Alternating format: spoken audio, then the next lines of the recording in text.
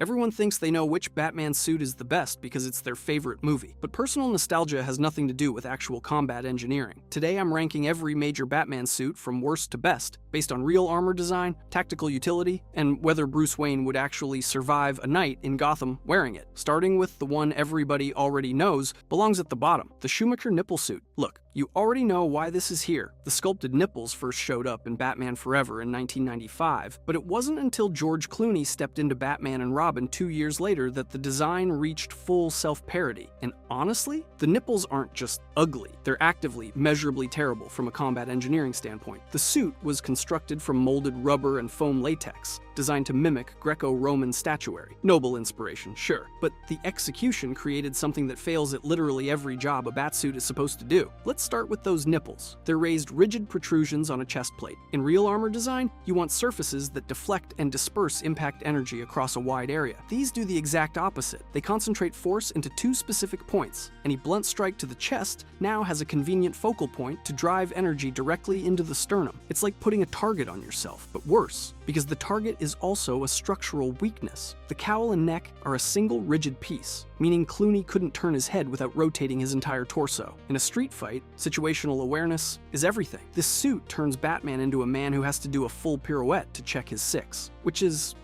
not ideal. Then there's the finish. That glossy, reflective surface catches every source of light in the environment. Batman's entire operational advantage is darkness and stealth. This suit actively betrays his position like a disco ball in a sewer. The abdominal segmentation is another disaster. Those pronounced muscle bulges create fracture lines where a continuous plate would prevent penetration. You've essentially pre-scored the armor for your enemies. Now, the eternal fan debate. Was this intentional camp or a studio-driven miscalculation optimized for action figure molds? Honestly, doesn't matter. The result speaks for itself. Batman and Robin underperformed so badly that Warner Bros. Shelved Batman for 8 years. But here's the ironic legacy nobody talks about. This suit's failure is the reason Christopher Nolan got to make Batman Begins. The nipple suit crashed so hard that the studio handed a serious filmmaker complete creative control to rebuild from scratch. This rubber disaster directly created the most grounded, realistic Batman ever put on screen. So, in a way, thank you, nipple suit. Your sacrifice was not in vain. But if you think molded rubber nipples are bad engineering, wait until you see what Batman was working with in 1939. The Golden Age original. Let's get something straight. This suit has zero business being in a ranked list based on combat effectiveness. It's cloth. It is literally cloth. A man put on gray pajamas, a black cape, and purple gloves in 1939 and said, yeah,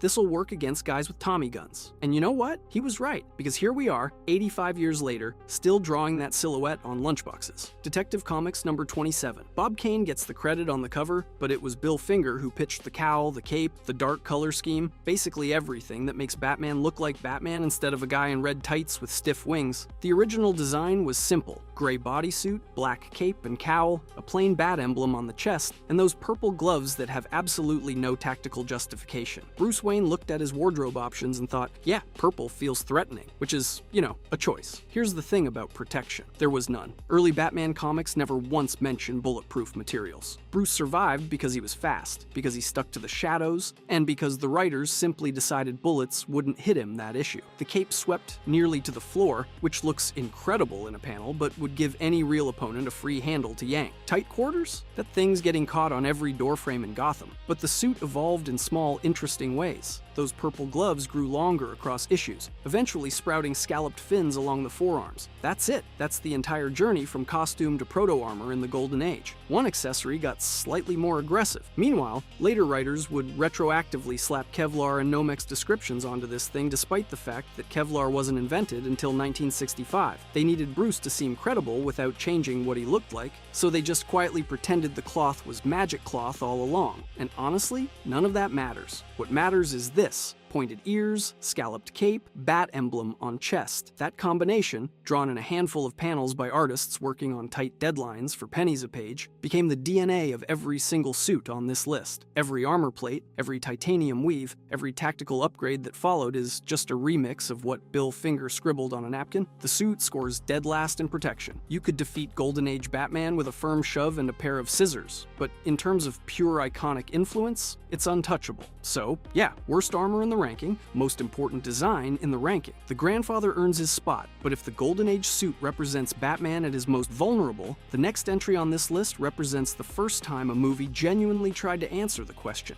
what would this armor actually be made of? The Nolan Dark Knight suit. Most Batman suits get upgraded between movies and nobody says a word about it. New film, new suit, move on. But the Dark Knight suit is the only one where Bruce Wayne sits down with Lucius Fox on screen and says, out loud, I need to be able to turn my head. That's the upgrade request. And that single line of dialogue is what separates this suit from every other live-action Batman armor ever made. Here's the thing. The Batman Begins suit was essentially one solid piece from the neck up. Bruce could take a bullet to the chest, sure, but he fought like a man trapped inside a refrigerator. So for the Dark Knight, the entire design philosophy changed. Instead of a single armored shell, the new suit consists of over 100 separate armor pieces mounted over a flexible mesh undersuit, with the cowl completely separated from the neck. Bruce can finally look left without rotating his entire torso like a security camera. The materials are explicitly described in the film: hardened Kevlar plates over a titanium-dipped fiber weave. Lucius Fox says it, on screen, to Bruce's face. The cape uses a fictional memory cloth that goes rigid with an electric current, turning it into a glider wing on demand. The gauntlets have retractable blades that fire as projectiles. Every piece has a stated purpose and a stated limitation, and that limitation is the entire point. The segmented design that lets him move faster also introduces gaps between the armor plates, gaps where things can get through. Dogs bite through those gaps on screen. A shotgun blast catches him in one of those gaps on screen. The movie shows you the blood. That trade-off, mobility over protection, is what makes this suit genuinely interesting. Every other cinematic Batman is basically invincible until the plot says otherwise. Nolan's Batman chose to be easier to hurt so he could be harder to hit, and the film treats that choice as a real tactical decision with real costs. Then there's the sensor suite. The cowl contains a sonar vision system linked to a citywide surveillance network, letting Batman see through walls using reflected sound waves. And the film is so committed to realism that it immediately raises the ethical problem of mass surveillance and has the system destroyed by the end of the movie. Even the tech has consequences. The aesthetic follows the same philosophy. The bat emblem is subdued, black on black, no contrast. The shorter cowl ears, the matte finish, the angular plating. Everything says operator, nothing says comic book. Some fans argue the segmented look makes Batman less intimidating because it breaks up his silhouette, but love it or hate it, this is the only cinematic Batsuit where the design choices are justified in dialogue, demonstrated in action, and then punished on screen when they fail. That's not just a costume, that's engineering with a thesis statement. But if you think a suit built for realism is impressive, wait until you see what happens when Batman's armor is built purely for presence, because the 1989 suit didn't need to explain itself, it just needed to terrify you. The Keaton 1989 suit. Here's the thing about the 1989 Batsuit. Before Michael Keaton stepped on screen in Tim Burton's Batman, every live-action version of this character looked like a guy in pajamas. Spandex, cloth, maybe some light padding if you were lucky. Then June 23rd, 1989 happened, and suddenly Batman was wearing actual armor. Sculpted, black, foam latex body armor that made him look less like a superhero and more like a gothic nightmare that crawled out of a German expressionist painting, and it changed everything. The suit was constructed from foam latex layered over a flexible understructure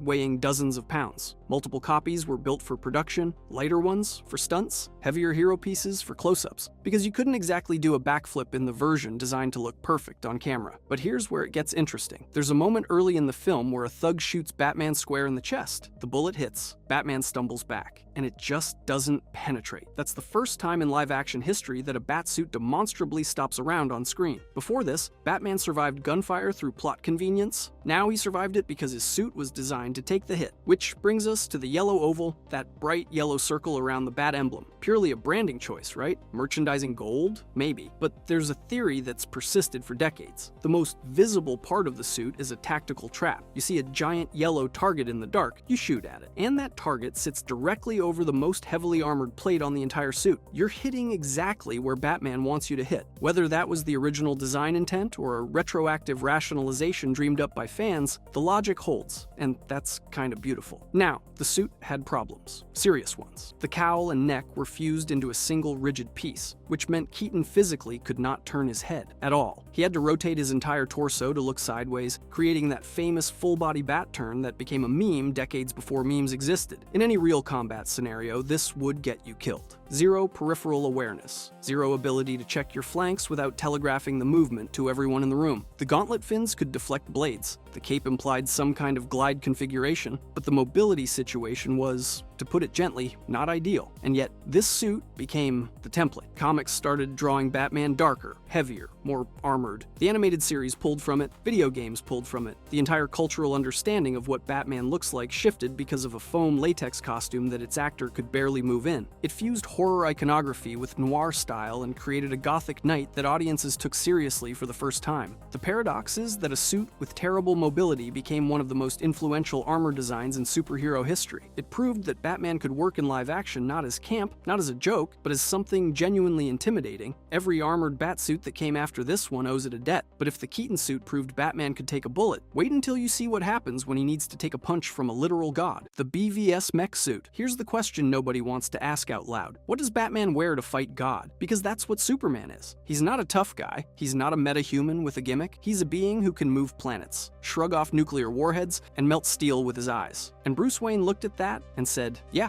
I'm going to punch him, which is either the bravest or the dumbest thing anyone has ever committed to. Probably both. The mech suit from Batman v Superman is pulled almost directly from Frank Miller's The Dark Knight Returns, the 1986 comic that basically invented the concept of old, angry Batman strapping into a walking tank, and the film version leans into that hard. This isn't a Batsuit. This is a siege engine shaped like a man. Thick gray plating, industrial bolts, glowing white eyes that make Batman look less like a vigilante and more like a machine that was built to end something. The sleek silhouette is gone. The stealth is gone. The cape is shortened to a stubby afterthought. Everything about this suit says one thing. I am not sneaking up on you. I am walking directly towards you, and you should be scared. And for about 90 seconds, it works perfectly. Batman tanks punches that send him through concrete walls. He gets up. He trades blows with a Kryptonian, which is a sentence that should not be physically possible. The strength amplification lets him ragdoll Superman across a rooftop, smash him through a floor, and swing a bathroom sink into his face. The suit keeps Bruce alive through impacts that would reduce a normal human to paste. But here's the thing. The suit doesn't beat Superman. The kryptonite beats Superman. The gas grenades weaken him, the spear finishes him. The armor just keeps Bruce breathing long enough to deploy those weapons. Without the kryptonite, this suit is a very durable coffin. That's not hyperbole. The moment the gas wears off, Superman starts peeling the armor apart like tinfoil, ripping plates off, cratering the helmet, treating the entire exoskeleton like a mild inconvenience. That's the tension that makes this suit so compelling. It's Batman at his most desperate and his most brilliant simultaneously. He built the answer to an impossible question, and the answer only works once, for less than 2 minutes, with zero margin for error. Miss with the grenade, dead. Lose the spear, dead. Superman recovers 3 seconds earlier, dead. The suit still reads as Batman, though. The chest emblem is there, etched into the plating. The helmet has the ears. Even at his most mechanized, Bruce won't abandon the symbol. He needs Superman to know exactly who is beating him. Not a soldier, not a machine. Batman, it's not versatile. You can't patrol in it. You can't chase anyone in it. You definitely can't do stealth in it, because it sounds like a filing cabinet falling downstairs every time you take a step. But for its one specific job, fighting a god and surviving long enough to make him bleed, it's a masterpiece of single-purpose engineering. But if you think a suit built to fight Superman is impressive, wait until you see what happens when Batman's armor is designed to fight an entire city. The Arkham Knight suit. Most Batsuits protect a man. The V8.03 turns a man into a system. Here's the thing about the Arkham Knight Batsuit that separates it from basically every other armor on this list. It doesn't just cover Bruce Wayne. It connects him to the car, to the city, to every camera, every sensor, every structural weakness in every building across Gotham. The suit isn't the weapon. Gotham is the weapon. The suit is just the interface. Rocksteady debuted this thing mid-campaign in 2015's Arkham Knight as the final evolution of everything Bruce has been building across 3 games. The V7 suits from Asylum and City were great, sure, but this is the version where the engineering philosophy shifts. Previous suits asked, how do we protect Batman? This one asks, how do we make Batman omniscient? The design is military hardware filtered through comic book iconography, segmented plating over a dark hex-patterned undersuit, glossy black armor pieces that catch the rain in Gotham's perpetual downpour, and a cowl that integrates with the neck armor so smoothly Bruce can actually turn his head. Revolutionary stuff in the Bat Armor world? Apparently, the Fear multi-takedown mechanic, where Batman chains stealth knockouts in rapid sequence, is justified in-universe as a consequence of lighter materials and better weight distribution. The armor is more responsive, so Bruce moves faster between targets, without the suit fighting him. Rocksteady actually connected gameplay upgrades to physical engineering changes. The suit got better, so Batman got faster. Cause and effect. Then there's the Batmobile integration. The Cowl's detective mode sensor suite highlights enemies through walls, identifies structural weaknesses for the car's weapons to exploit, and feeds targeting data directly to the vehicle's systems. Batman doesn't drive the Batmobile. He wears it. The car, the suit, the surveillance network, all one platform with Bruce Wayne as the central processing unit. Durability-wise, the thing is absurd. Sustained assault rifle fire, point-blank explosions, falls from heights that would turn a normal person into abstract art. The segmented plating disperses force across layered composites, while the joints maintain full range of motion. Developer commentary links the design philosophy to real-world military exoskeleton research, which gives the whole thing a grounding that most video game armor completely lacks. And here's a detail that sells it more than any tech brief ever could. The suit gets damaged. Scratches accumulate, dents appear. Rain droplets sit on the armor and roll off as Bruce moves. It's working equipment used nightly, taking punishment and showing it, but none of it matters against what's happening inside Bruce's skull. The V8.03 can stop bullets. It can survive explosions. It can interface with a tank and turn an entire city into a surveillance grid. What it cannot do is stop Scarecrow's fear toxin from rewriting Bruce's perception of reality. It cannot prevent the Joker's psyche from hijacking his senses, turning his own mind into enemy territory. All that armor, all that technology, and the thing that's actually killing Batman is a dead clown laughing inside his head. The suit treats Batman as a system, but the system has a vulnerability that no amount of segmented plating can patch. And that gap between physical invincibility and psychological fragility is what makes the V8.03 one of the most compelling pieces of Batman equipment ever designed. Now, if you think a suit that turns Gotham into a weapon is impressive, wait until you see what happens when Batman stops pretending he's still human and builds something that doesn't even need a cape. The Batman Beyond Exosuit. Here's a design paradox that shouldn't work, but absolutely does. The simplest looking suit on this entire list is hiding the most complex technology of any canonical Batman armor ever created. We're talking about a sleek black bodysuit with a red bat on the chest. No external belt, no visible gadgets, no flowing cape. It looks like someone redesigned Batman as a sports car, and underneath that minimalist shell is essentially a wearable fighter jet. The Batman Beyond suit first appeared in 1999. The animated series is set roughly 40 years in Gotham's future, where an elderly Bruce Wayne has hung up the cowl due to failing health. But because Bruce Wayne cannot stop being Bruce Wayne, he spent those 4 decades iterating on his armor, perfecting it, obsessing over every weakness that ever got him hurt. And the result is a full-powered exoskeleton with servo motors and artificial muscle fibers that amplify the wearer's strength, speed, and endurance beyond peak human levels. Let me be specific about what this thing can do. It flies, not glides. Flies. Rocket boots and retractable red wings give the wearer sustained powered flight, making this one of the only canonical Batsuits with full 3-dimensional mobility. Every other suit on this list is essentially falling with style. This one actually goes up. It turns invisible. An active camouflage system bends light around the wearer for near total concealment, not hides and shadows well, literally invisible. And here's the detail that matters more than any of that: the full face cowl.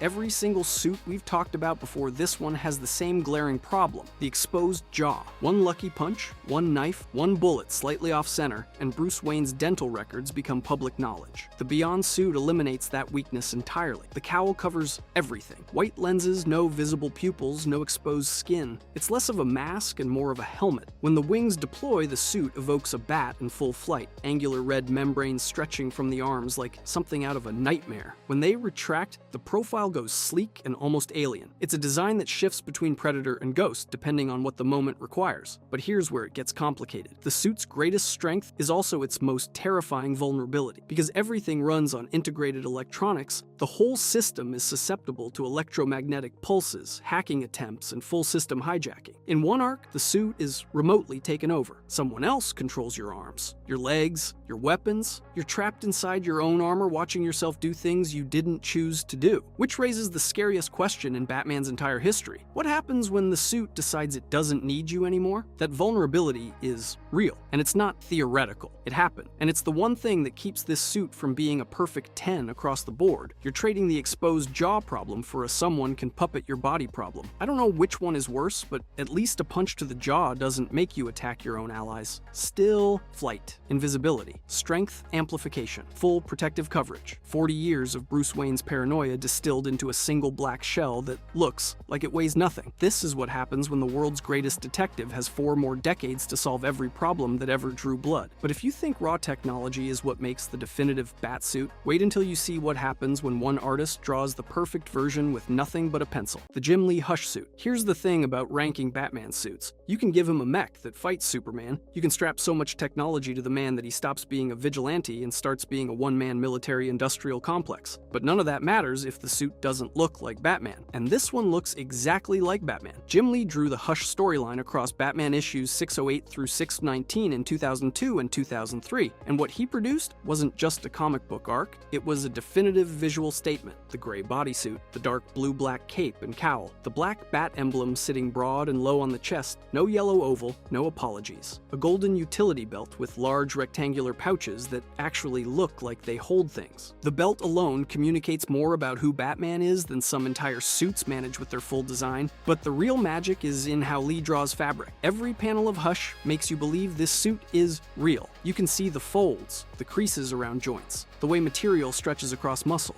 It looks like thick, reinforced Kevlar-type material that still moves with Bruce's body. It's not spandex. It's not plate armor. It's that perfect middle ground where you think, yeah, that would stop a knife while still letting him throw a punch. And then there's the cape. Jim Lee draws Batman's cape like it has a personality. On a gargoyle, it wraps around him like a cocoon. Mid-fight, it explodes outward in jagged, violent edges, turning Batman into something less like a man and more like a living shadow with anger issues. The cape alone sells the idea that Batman is supernatural, even when he's objectively just a rich guy who does too many pull-ups. The removal of the yellow oval was a bigger deal than people remember. For decades, that oval was standard. Then Lee just took it off, slapped a stark black bat on gray, and suddenly the character felt darker, more dangerous. One design choice, massive tonal shift. What makes this suit number one isn't any single feature, it's synthesis. Jim Lee took the black emblem from the earliest comics, the blue-black cape from the Silver Age, the muscular realism of modern illustration, and he combined them into something that feels like it was always supposed to exist. Like every other Batman design was iterating toward this one specific image. This suit doesn't fly, it doesn't turn invisible, it doesn't have sonar vision or anti-Kryptonian countermeasures. It's just a man in reinforced armor with a belt full of tools and a cape that makes criminals question their life choices. And that's the point. The best Batman suit isn't the most powerful one, it's the most perfectly balanced one. Every suit we've talked about today is, on some level, trying to be this. The mech suit sacrifices mobility for power. The Beyond suit sacrifices groundedness for technology. The Arkham suit pushes detail so far it almost loses simplicity. This one doesn't sacrifice anything. It just is Batman. 80 years of iteration, dozens of artists, hundreds of interpretations. And Jim Lee distilled all of it into 12 issues that became the default mental image of the character for an entire generation. Subsequent comics, animated films, video games, they all pull from this design because there's nowhere else to go.